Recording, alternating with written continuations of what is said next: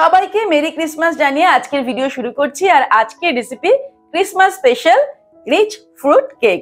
আজকের এই কেকটা ভাবছেন যে এখন তো সময় প্রায় শেষ, আর হাতে সময় নেই কেক তৈরি করার জন্য, কিন্তু আমি বলবো হাতে 1 ঘন্টা সময় থাকলেই আমরা এই কেকটা তৈরি করতে পারবো। এরকম একটা ডেলিশিয়াস কেক যেটা সোকিং করবো, কিন্তু একদম সময় কম লাগবে। বাড়িতে ওটিজি ওভেন না থাকলেও আমরা কেকটা তৈরি করতে পারবো কড়াইতে।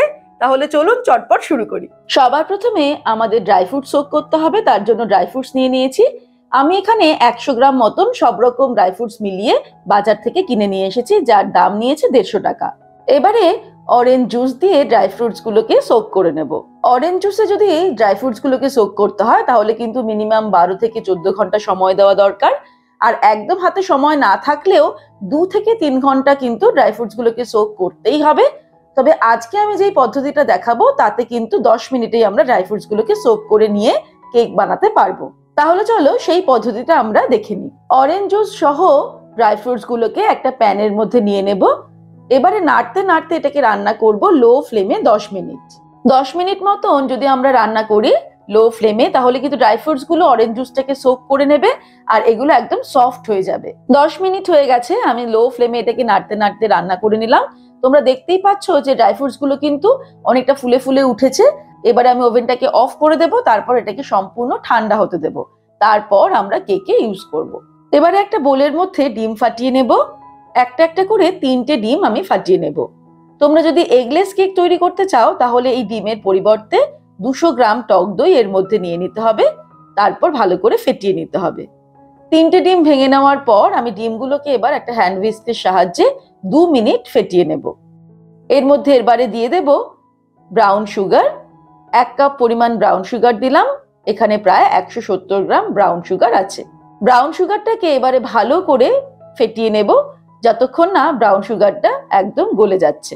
যদি হাতের সামনে ব্রাউন সুগার না পাওয়া যায় তাহলে নর্মাল চিনি ব্যবহার করা যাবে 1 কাপ অর্থাৎ 200 গ্রাম।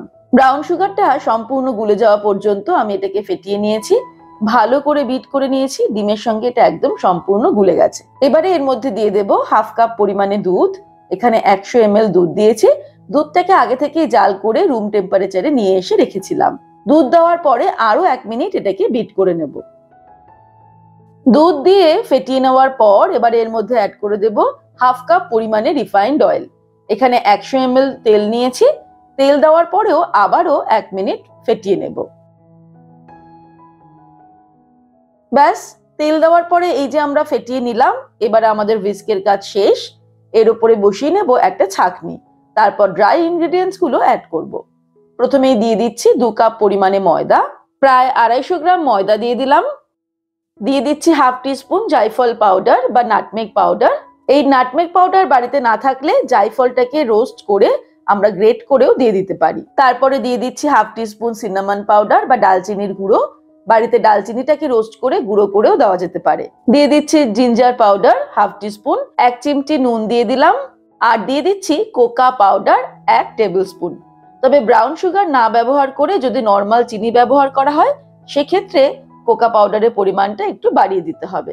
এবারে এই সমস্ত ড্রাই ইনগ্রেডিয়েন্টস গুলোকে চেলে নেব যাতে কেকের মধ্যে কোনো গুটলি বা দানাদার অংশ না থেকে যায়। চেলে নেওয়ার পরে এই যে দানাদার অংশটাকে আমি বাদ দিয়ে দিলাম। এবারে একটা স্প্যাচুলা দিয়ে আমরা কেক ব্যাটারের সঙ্গে ড্রাই ইনগ্রেডিয়েন্টস গুলো ভালো করে মিক্স করে নেব। এইভাবে কাট অ্যান্ড ফোল্ড পদ্ধতিতে আমাদের ব্যাটারটা ভালো করে মিক্স করে নিতে হবে। সবকিছুকে ভালো করে মিক্স করে নিলাম। এবারে এর মধ্যে সোক করে রাখা ড্রাই ফ্রুটস গুলো অ্যাড করে দেব। ড্রাই ফ্রুটস এর পরিমাণটা আমরা নিজেদের ইচ্ছে মতন দিতে পারি, বেশি বা কম। তবে আমি যেই পরিমাণ ড্রাই ফ্রুট সোক করেছি তাতে এরকম ব্যাটার 2 বার তৈরি করা যাবে। আর এর সঙ্গে অ্যাড করে দেব ভ্যানিলা এসেন্স 1 টিস্পুন। তারপরে আবারও সবকিছুকে ভালো করে মিক্স করে নেব। আজকের এই কেক রেসিপি ছাড়াও আরো 25টারও বেশি কেকের রেসিপি অলরেডি সম্পাস কিচেনে রয়েছে।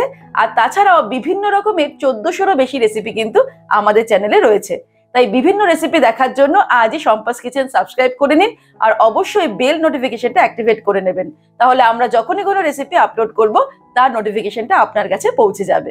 সবকিছুকে ভালো করে মিক্স করে নিলাম। এবার ফাইনালি একদম শেষে এর মধ্যে অ্যাড করব বেকিং পাউডার 1 টিস্পুন আর দিয়ে দেব baking soda 1/2 teaspoon. Baking powder আর বেকিং সোডাটাকে অ্যাক্টিভেট করার জন্য আমি এই ফ্রুট জুস থেকে 2 টেবিলস্পুন মতো অরেঞ্জ জুস এর মধ্যে দিয়ে দিলাম। অরেঞ্জ জুস অ্যাড করার সঙ্গে সঙ্গেই দেখা যাবে কিরকম বুদবুদ কাটতে শুরু করেছে, একটু ফেনা ফেনা মতো হতে শুরু করেছে, অর্থাৎ বেকিং পাউডার আর বেকিং সোডাটা কিন্তু অ্যাক্টিভেট হতে শুরু করে দিয়েছে। এবারে খুব চটজলদি এটাকে ভালো করে মিক্স করে নিয়েই আমরা কেকটাকে কেক টিনের মধ্যে ঢেলে ফেলবো। এই যে আমি অ্যালুমিনিয়াম ফয়েল নিয়ে নিয়েছি কেক তৈরি করার জন্য, এর মধ্যে আমি কেক ব্যাটারটা ঢেলে নেব। তবে কেক ব্যাটারটা ঢালার আগে কিন্তু আমি এটাকে একটু রেডি করেই রেখেছিলাম। ভালো করে অয়েল ব্রাশ করে নিচটা সাইডটা একদম ভালো মতো অয়েল ব্রাশ করে নিয়েছি। এর মধ্যে কেক ব্যাটারটা ঢেলে নেব। যেহেতু কেকটা বেক হওয়ার সময় বেশ কিছুটা ফুলে উঠবে, তাই এটাকে আমরা ভর্তি না করে অর্ধেকটা ভর্তি করব কেক ব্যাটার দিয়ে। কেকের ব্যাটার দিয়ে অর্ধেকটা ফিল আপ করে নিয়েছি। এবারে আমরা এটাকে ভালো করে ট্যাপ করে নেব যাতে ভেতরে এয়ার বাবলস গুলো না থাকে। তারপর চলে যাব একদম ফাইনাল স্টেপে। একটা কড়াইকে আমি আগে থেকেই 10 মিনিটের জন্য প্রিহিট করে রেখেছিলাম হাই ফ্লেমে। ভেতরে একটা র‍্যাক বসিয়ে নিয়েছি, তার উপরে কেকের মোল্ডটা বসিয়ে দেব। তারপর ঢাকা দিয়ে লো ফ্লেমে 10 মিনিটের জন্য বেক করব। এদিকে আমি ঢাকনাটার ছিদ্রটাও কিন্তু কাগজ দিয়ে আটকে দিয়েছি। 10 মিনিট পর ফিরে আসছি। 10 মিনিট হয়ে গেছে, কেকটা ফুলতে শুরু করে দিয়েছে। ঠিক এই সময় এর উপর দিয়ে আমি ড্রাই ফ্রুটস গুলোকে সাজিয়ে দেব। অনেক সময় আমাকে অনেকে কমেন্ট করে জানায় যে কেক তৈরির সময় আগে থেকে যদি উপর দিয়ে ড্রাই ফ্রুট সাজিয়ে দেওয়া হয় সেগুলো সব কেকের ভেতরে ঢুকে যায়। ঠিক 10 মিনিট পরে এই সময় যদি ড্রাই ফ্রুটস গুলোকে দেওয়া হয় তাহলে কিন্তু ভেতরে ঢুকে যাবে না। তাই জন্য এই টিপসটা ফলো করলে এই প্রবলেমটা হবে না।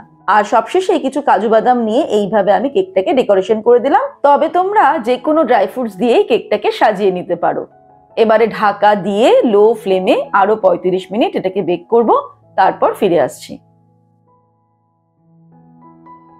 ব্যাস মোট 45 মিনিট কেক বেকিং হয়ে গেল। ওভেনটাকে অফ করে দেব। এবারে একটা কাঠি নিয়ে আমরা একটু চেক করে দেখে নেব কেকটা। প্রথমে মাঝখানে একবার ঢুকিয়ে দেখব, কাঠিটা কিন্তু একদম পরিষ্কার বেরিয়েছে। এবারে সাইড বরাবর একটু ঢুকিয়ে দেখে নেব, সেক্ষেত্রেও কিন্তু কাঠিটা পরিষ্কার বেরিয়ে এসেছে। সুতরাং কেকটা খুব সুন্দর মতো বেক হয়ে গেছে।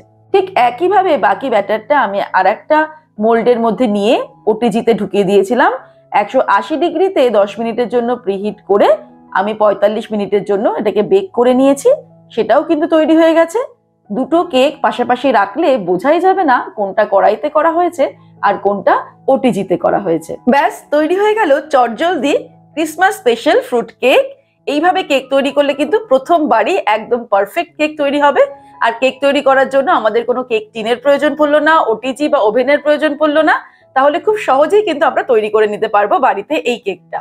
ভালো লাগলে রেসিপিটা অবশ্যই লাইক করতে আর শেয়ার করতে ভুলবেন না। আর এরকমই দারুণ দারুণ রেসিপির আপডেট পাওয়ার জন্য সম্পাস কিচেন চ্যানেলটাকে সাবস্ক্রাইব করে নিন। ভালো থাকবেন, সুস্থ থাকবেন। সবাইকে মেরি ক্রিসমাস জানিয়ে আজকে শেষ করছি। নমস্কার।